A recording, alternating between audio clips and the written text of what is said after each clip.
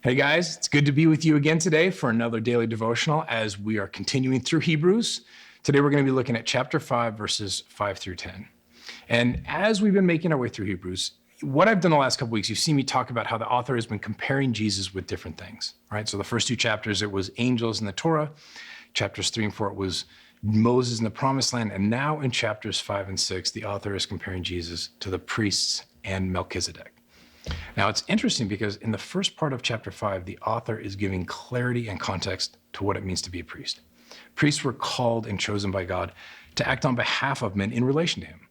And in Hebrews 5:2, it says the priest is meant to deal gently with the ignorant and wayward, because although he's a priest, he's an imperfect, broken man who's also afflicted with weakness.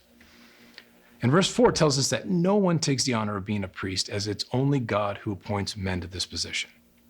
Now, this leads us into our section for today, which, starting at verse 5, let's go ahead and read. It says, "So also Christ did not exalt himself to be made a high priest, but was appointed by him, who said to him, 'You are my son, today I have begotten you.' As he says also in another place, 'You are a priest forever, after the order of Melchizedek.' In the days of his flesh, Jesus offered up prayers and supplications with loud cries and tears to him who is able to save him from death. And he was heard because of his reverence. Although he was a son, he learned obedience through what he suffered.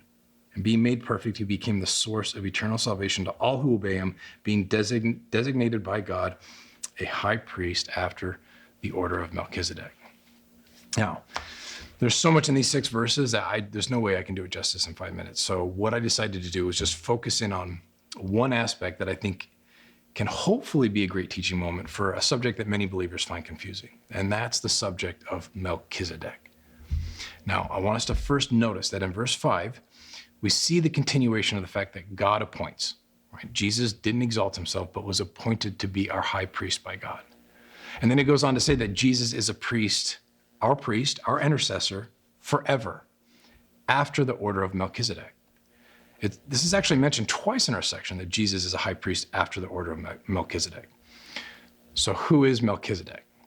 Well, this is something that people have argued, scholars have argued over for hundreds of years.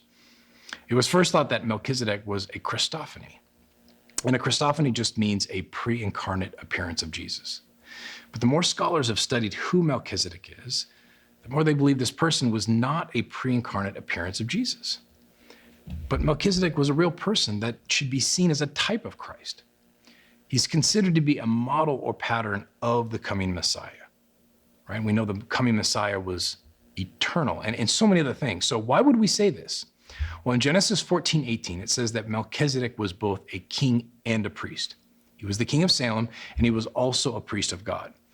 And if we look forward to Psalm 110, it talks about this coming descendant of David, this coming king priest, as the one who defeats and conquers the nations. And well, we know this is Jesus. So in Hebrews, the author is seeing Melchizedek as a model or pattern of the coming Messiah, a type of Christ. And again, we go back to Genesis to see the author is doing the same thing. In Genesis, everyone has a genealogy except Melchizedek. So the author in Genesis talks about him as if he has no father or mother, which means he's presented as if he's almost like an eternal person, which is exactly what we're seeing from the author of Hebrews as well. If you jump forward to Hebrews 7, verse 3, it says this, that Melchizedek is without father or mother or genealogy, having neither beginning of days nor end of life, but resembling the Son of God, he continues a priest forever. And that's critical. The end of that verse doesn't say he is the Son of God, but simply that he resembles the Son of God. Again, a type of Christ.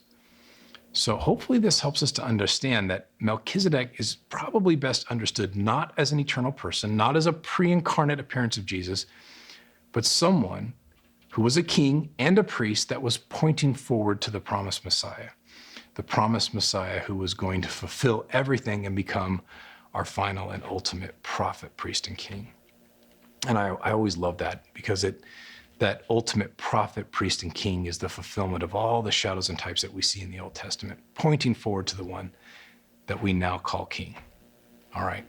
Hopefully that encourages and helps you to better understand a bit who Melchizedek is. Love you guys. Have a wonderful week, and we'll talk to you soon.